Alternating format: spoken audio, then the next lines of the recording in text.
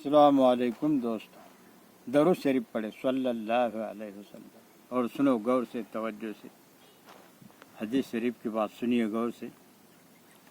کہ حضرت انس رضی اللہ تعالیٰ عنہ روایت فرماتے ہیں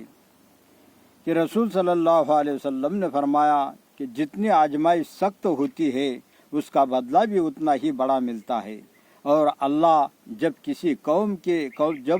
قوم سے محبت کرتے ہیں تو اس کو آزمائش میں ڈالتے ہیں، پھر جو اس آزمائش پر راضی رہا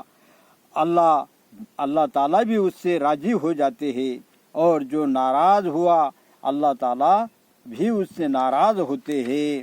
سنو غور سے، حضرت عائشہ رضی اللہ تعالیٰ عنہ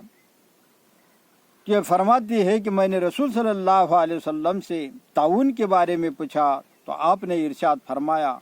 یہ اللہ تعالیٰ کا ایک عذاب ہے، طاعون کی بیماری ایک اللہ تعالیٰ کا طرف سے ایک عذاب ہے جس پر چاہے نازل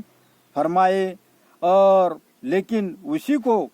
اللہ تعالیٰ نے مومین کے لیے رحمت بنا دیا ہے۔ اگر کسی شخص کے علاقے میں طاعون کی وبا پھیل جائے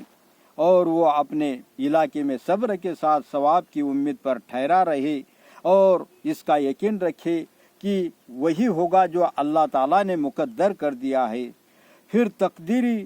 طور پر وبا میں مبتلا ہو جائے اور اس کی موت واقع ہو جائے تو اسے شہید کے برابر ثواب ملے گا۔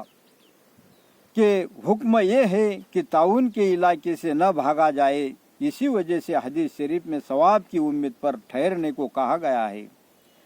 اور حضرت انس رضی اللہ تعالیٰ عنہ فرماتے ہیں کہ میں نے 8 سال کی عمر میں نبی صلی اللہ علیہ وسلم کی خدمت شروع کی اور 10 سال تک خدمت کی، تو کبھی میرے ہاتھ سے کوئی نقصان ہوا تو آپ نے مجھے کبھی اس بات پر ملامت نہیں فرمائی اور نہ ڈانٹا اور نہ بولا کہ اگر آپ کے گھر والوں میں سے کبھی کسی نے کچھ کہا بھی تو آپ نے فرما دیا رہنے دو، کچھ نہ کہو، کیونکہ اگر کسی نقصان کا ہونا مقدر ہوتا ہے تو وہ ہو کر رہتا ہے۔ اور حضرت عبداللہ بن عمر رضی اللہ تعالیٰ عنہ سے روایت ہے کہ رسول صلی اللہ علیہ وسلم نے فرمایا سب کچھ تقدیر میں لکھا جا چکا ہے، یہاں تک کہ انسان کا ناسمجھ اور ناکارہ ہونا، ہوشیار اور قابل ہونا بھی تقدیر ہی سے ہے۔ اور فرمایا رسول صلی اللہ علیہ وسلم نے طاقتور مومن کمزور مومن سے بہتر ہے اور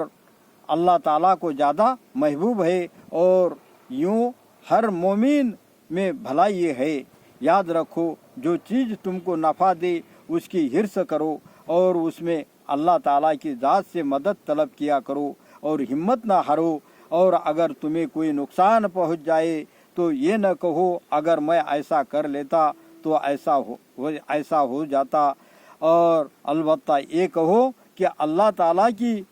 تقدیر یعنی یوں ہی تھی اور انہوں نے جو چاہا کیا، کیونکہ اگر کا لفظ شیطان کے کام کا دروازہ کھول دیتا ہے۔ کیا انسان کا یوں کہنا اگر میں ایسا کر لیتا تو ایسا اور ایسا ہو جاتا